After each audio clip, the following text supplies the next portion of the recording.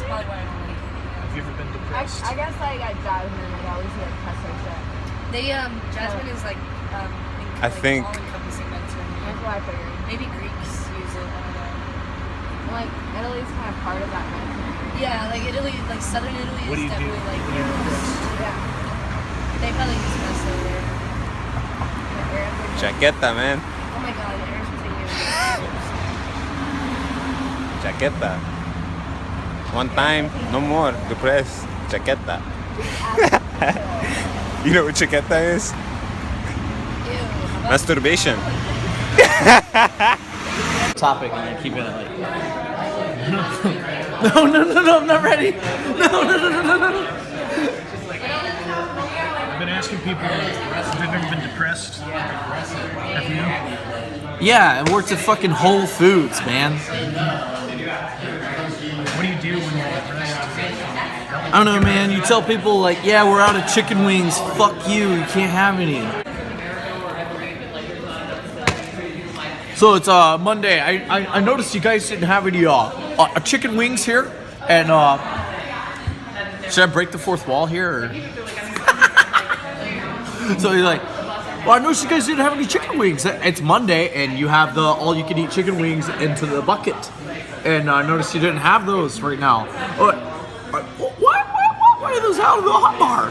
I'm like, man, I make fucking pizza, okay? Fuck you. I make pizza. And fuck you and your fucking chicken wings. I'm so sick of your fucking shit. Listen, look. You make pizza for more than 5 years, you should consider yourself graduated from Pizza University. Otherwise, you're gonna fucking drown yourself. You're gonna drown yourself for the pleasure of it. It'll get you fucking hard and then you'll be dead, man. You'll autoeroticate yourself under some fucking H2O, if you know what I mean. I sleep, so I pretend life isn't real. You know? Recently dealing with depression, like after moving back into my parents' house. I've been playing a lot of video games. I've been like going out and socializing with my family, like going out in my bedroom. I should look there, right? Okay. And like, I was hanging out with my sister a lot, and it was really, really nice, but she just left for college today, so I'm like, God. But, I mean, I used to not deal with it, I guess. You know, like at like my old house when I was depressed, for like 4 months straight, I was just in my bedroom every single day. And like watching, like I could only watch Law and Order SVU and Bob's Burgers. Like the idea of watching something that I hadn't seen before, it just took up like so much like mental energy. I was like, no, give me something predictable. Like All of it. Except the bad. I mean, no, yeah, the bad stuff keeps you interested too. It's all there. I'm so grateful that I'm not dead. And I'm getting better all the time until I die. And then I'm gone. At least in this body. Do you believe in other lifetimes?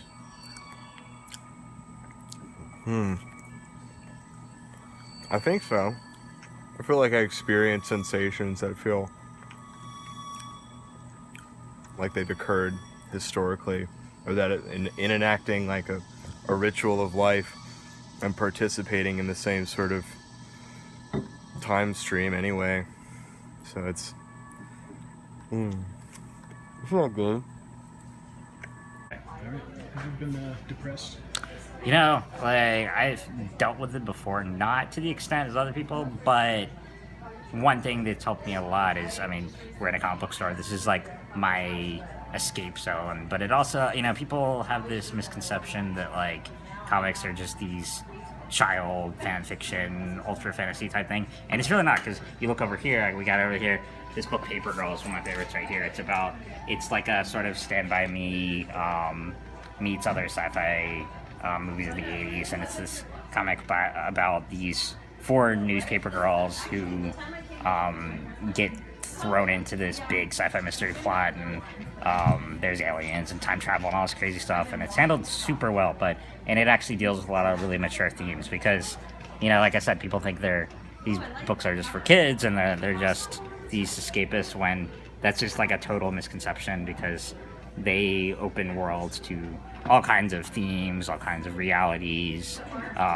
There's crime fiction, fantasy, sci-fi, all these stories embedded into one. So that's what I really like about comics. And it kind of, I think if more people, open themselves up to different mediums, different experience, other people's worlds, so that would be a good way to kind of combat depression in many ways. So, And then, like, I'm on medication because I think that medication helps. But that's my personal opinion. And yes, I understand that the pharmaceutical industry, is pretty shitty. But, if I wasn't on meds, I'd probably have killed myself, a couple years ago. For sure. I need more questions. I'll show you in a second. I have so many plants. I've just been getting, I was actually, I was really, really sad the other day.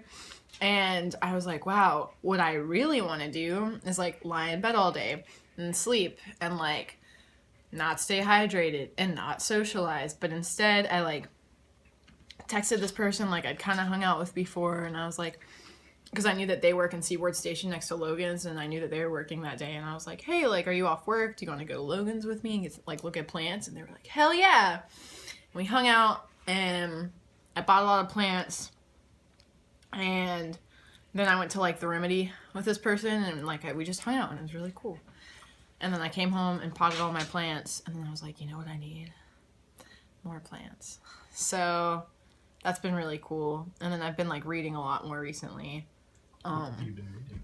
So I like reading books about people in fucked up situations that overcome it. So I really liked reading A Million Little Pieces, which is about, the guy who wrote it, it's this fucked up story of this guy, and he always his entire life he's abused drugs, alcohol, always getting fucked up, always ruining every relationship in his life, and ultimately the goal was for him to just kill himself, And then one day he wakes up and he's in a rehab center and he's stuck there. So it's kind of the process of him going through that and getting sober and being hey, I'm not the worst person. And he falls in love and woo. But it was released, and the person who wrote it got all this fame because he wrote it as a memoir. So people were oh god, this really happened, and he got on Oprah. And do you know what book I'm talking about? And when they found out, it took 6 weeks. There was some investigators, and they were we can't even find his mugshot. We can't find this rehab center. And in the beginning of the book, he made a point of writing I'm not using people's real names, but it's no, you made up people. But you gotta work out. You gotta stay fit. You gotta get a lot of activity. You gotta get a lot of soul exercise. Got a little body exercise. Get a lot of mind exercise all the time, as much as possible. Anything you can do. So you're talking about how you're making content. Yeah. So I've got so the past few months I've been writing for the NC Comic Con website here, and I got to talk with some creators, and so that led me to wanting to start making my own stuff, because I've been reviewing a lot for a long time, and I kind of want to. People think that, my family tells me, oh, you're too critical, you're too cynical, and all that. I'm like, well, it's ingrained in me, but I don't. People have this. People think that I want to be a critic my whole life, and I really don't. I guess that's another one thing. People think that critics love bashing other people's work. I really don't like when stuff I don't like comes out and I have to write about it. I really don't like that. So I want to make my own stuff. So I'm writing this book about these aliens who are deformed, and they're born into this ultra warrior civilization, and they get left to die at birth, just like Spartans do. But then they escape and then flee to a desolate planet and form their own civilization. And one of the bunch grows up to become this Han Solo, Rocket Raccoon type smuggler, and of course endangers them. And so it's this whole ridiculous space opera about just a group of misfits and a group of people, I think people can find relatable despite how fantastical it is. So yeah, so writing that, looking around for artists. But yeah, most of my summer's been doing that. Like, I mean, people keep asking, oh, what do you want to do when you graduate? And I'm like, I don't know, I want to write. I know it's like, that's the total, like, oh, that's not a real job, but man, whatever. Like, I feel like people get real jobs all the time and they hate it and they don't know what they're doing. Whereas I'm totally content. And I mean, the other day I went to a movie theater. I still had my bathing suit on and a shirt. I had a shirt too, but I'm like, more people should live like me. Like, just people they're all over the place and they don't relax. They don't know how to just live in the moment, Yeah, dude.